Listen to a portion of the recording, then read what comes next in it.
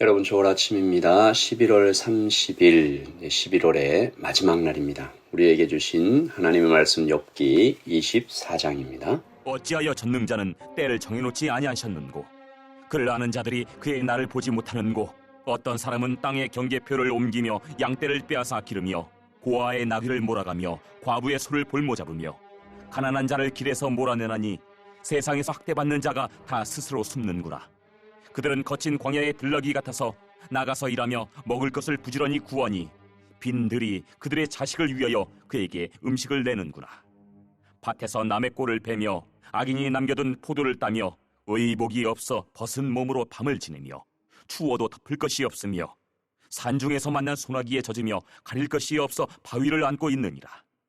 어떤 사람은 고아를 어머니의 품에서 빼앗으며 가난한 자의 옷을 볼모잡음으로 그들이 옷이 없어 벌거벗고 다니며 곡식 이삭을 나르나 굶주리고 그 사람들의 담 사이에서 기름을 짜며 목말라 하면서 술틀을 밟느니라. 성중에서 죽어가는 사람들이 신음하며 상한 자가 부르짖으나 하나님이 그들의 참상을 보지 아니하시느니라. 또 광명을 배반하는 사람들은 이러하니 그들은 그 도리를 알지 못하며 그 길에 머물지 아니하는 자라.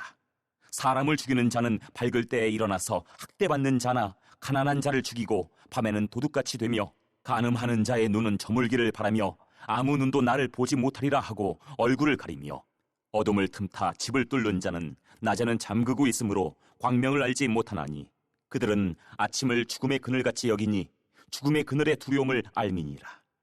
그들은 물 위에 빨리 흘러가고 그들의 소유는 세상에서 저주를 받나니 그들이 다시는 포도원 길로 다니지 못할 것이라. 가뭄과 더위가 눈 녹은 물을 곧 빼앗나니 스올이 범죄자에게도 그와 같이 하느니라. 모태가 그를 잊어버리고 구더기가 그를 달게 먹을 것이라. 그는 다시 기억되지 않을 것이니 불의가 나무처럼 꺾이리라.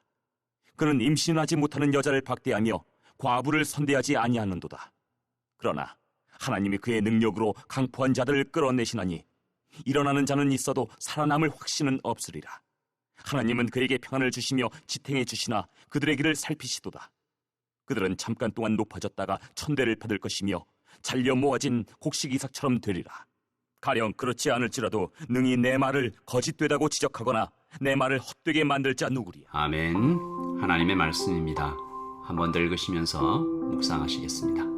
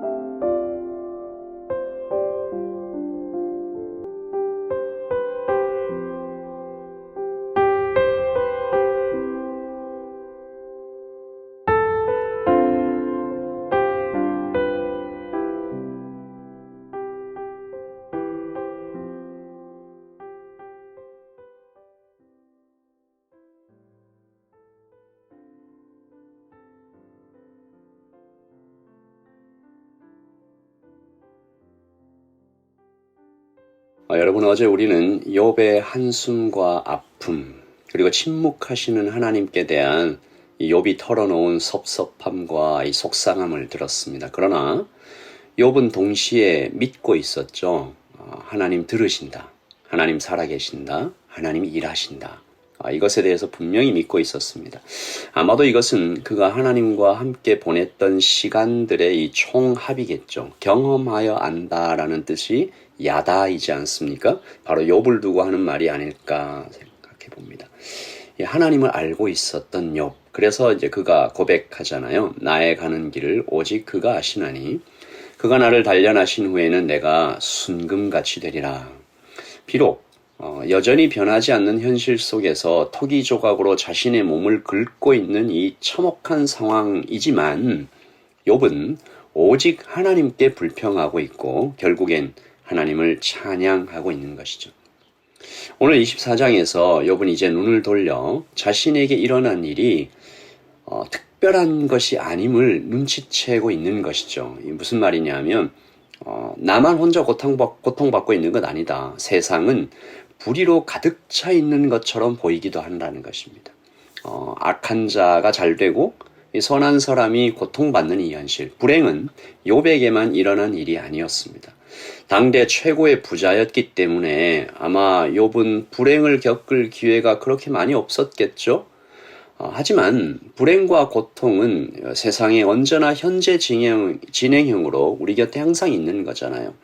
오늘 말씀 2절부터 17절까지 길게 이어지는 세상의 불공평함은 읽는 내내 제 마음을 참 어렵게 했습니다. 욥이 이렇게 얘기하잖아요. 고아가 몇 안 되는 나귀를 갖고 있고 과부에게 이 소가 하나밖에 없는데 그게 다 빼앗아 가는 겁니다. 부패한 부자들이, 권력자들이. 그리고 그 빼앗은 것으로 그들이 배를 두드리면서 기름진 음식을 먹고 있을 때 빼앗긴 자들은 들판에서 몸에 걸칠 옷도 없이 추위에 떨고 있다라는 것입니다. 여러분, 그들에게 닥친 고통이 그저 옷이 없고 배고프고 이런 정도에 그치지 않죠. 자식 먹일 음식이 없는 거예요. 뿐만 아닙니다. 바로 그 자식마저 빼앗기며 살아가는 구절이죠. 어떤 사람은 고아를 어머니의 품에서 빼앗으며 가난한 자의 옷을 볼모 잡음으로. 이것이 참 아픈 현실인 것은 10절과 11절에 너무 참 아픈 현실을 이렇게 그려내고 있는데 눈앞에서 곡식을 보고 있어요. 기름을 보고 있는데도 굶주리고 목마른 거죠. 그러니까 그냥 배고프고 그냥 목마른 것도 힘든데 눈앞에 기름이 있어요. 눈앞에 곡식이 있어요. 10절요. 그들이 옷이 없어 벌거벗고 다니며 곡식 이삭을 나르나 굶주리고. 곡식 이삭을 자기가 나르고 있어요. 그런데 배고픈 거죠. 11절. 그 사람들의 담 사이에서 기름을 짜며 목말라 하면서 술틀을 밟느니라. 여러분, 이것은 그때만 있었던 일이 아니고 지금도 벌어지고 있는 일들이죠. 욥의 한탄은 그러므로 가슴에 사무칩니다. 하나님 어디 계십니까? 12절이죠. 성중에서 죽어가는 사람들이 신음하며 상한 자가 부르짖으나 하나님이 그들의 참상을 보지 아니하시느니라. 실제로 하나님이 보지 않는다라는 것이 아니라 그만큼 하나님 어디 계십니까? 라고 소리치는 것입니다. 하지만 욥은 동시에 또 말합니다. 하나님은 살아계시다. 제가 이 표현을 보고 세상 사람 중에 지금 욥보다 이 말을 더 강력하게 말할 수 있는 사람이 또 있을까? 욥이 지금 한 치 앞도 안 보이는 고통 속에서 이 말을 하고 있는 거죠. 하나님은 살아계시다. 욥은 모든 고통받는 자들에게 자신의 고통을 통과한 말을 전하고 있습니다. 하나님은 살아계시다. 22절이죠. 그러나 하나님이 그의 능력으로 강포한 자들을 끌어내시나니 일어나는 자는 있어도 살아남을 확신은 없으리라. 하나님은 그에게 평안을 주시며 지탱해 주시나 그들의 길을 살피시도다. 지금 이 땅에 욥과 같은 사람이 필요합니다. 자신의 고통을 통과한 말을 전하면서 그것이 위로가 되고 생명이 되고 회복이 되고 용기가 되는 말, 그런 말을 하는 사람들이요. 오늘 아침에도 이 설교 준비를 하고 있는데 한 목회자 후배의 전화를 받았습니다. 이 목회자의 길을 걷고 있는 그런 후배인데요. 길을 모르겠다는 것입니다. 잘 가고 있는지, 이 길 앞에는 무엇이 있는지, 사역의 열매도 없는 것 같고 자격이 없는 것 같아서 괴로워하고 있었습니다. 그래서 제가 말했습니다. 통화를 하면서 나도 그랬다. 나도 길을 몰라서 잘 가고 있는지 안개 속에서 헤매는 것 같아서 사역의 열매도 없고 자격 없는 것 같아서 힘들었고 지금도 그렇게 힘든 가운데 이 길을 가고 있다.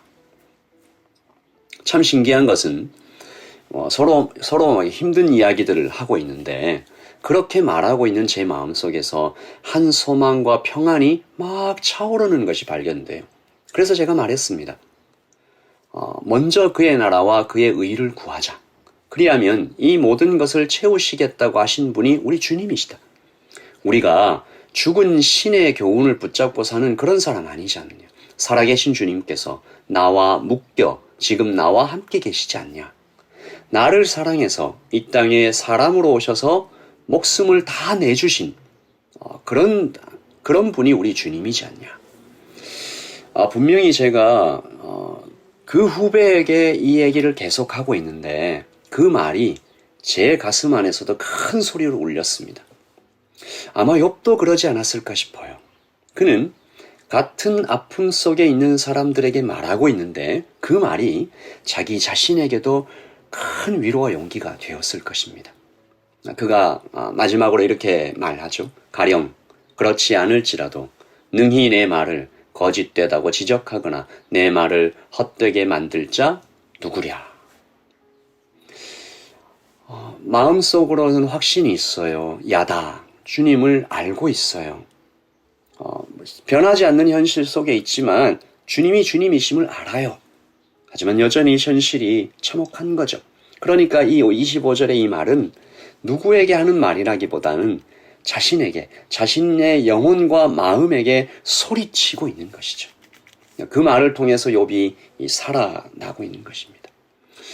오늘 이 아침에 기도하러 오신 모든 눈물 속에 있는 분들에게, 고통 속에 있는 분들에게, 고민 속에 있는 분들에게 감히 말씀드립니다. 여러분 주위에 있는 사람을 위로하십시오. 그러면 위로받을 것입니다.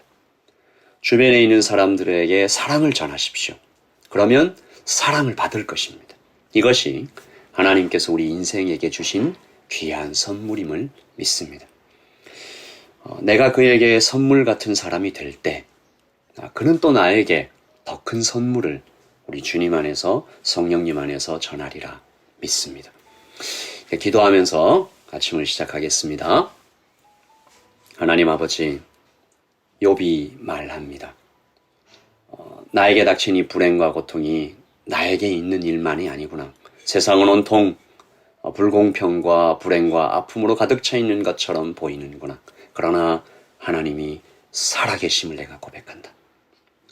하나님, 우리가 이 말을 나에게뿐만이 아니라 내 곁에 있는 사람에게 전할 때 하나님 우리에게 주어주시는 신비로운 평안과 신비로운 소망을 우리에게 선물해 주실 것을 믿습니다. 하나님, 오늘 우리 주위에 있는 사람에게 위로하고 사랑을 전하고 평안을 전하며 소망을 말할 때 그 소망과 평안이 가장 먼저 우리에게 임함을 또한 믿습니다. 우리 오늘 그렇게 우리 주위에 있는 사람에게 선물 같은 사람이 되게 하여 주시옵소서. 주님 힘 주시옵소서. 우리 입술에 하나님의 말씀을 넣어 주시옵소서. 감사합니다. 예수님의 이름으로 기도합니다. 아멘. 여러분 평안하십시오. 샬롬을 전하십시오. 샬롬을 받을 것입니다. 샬롬.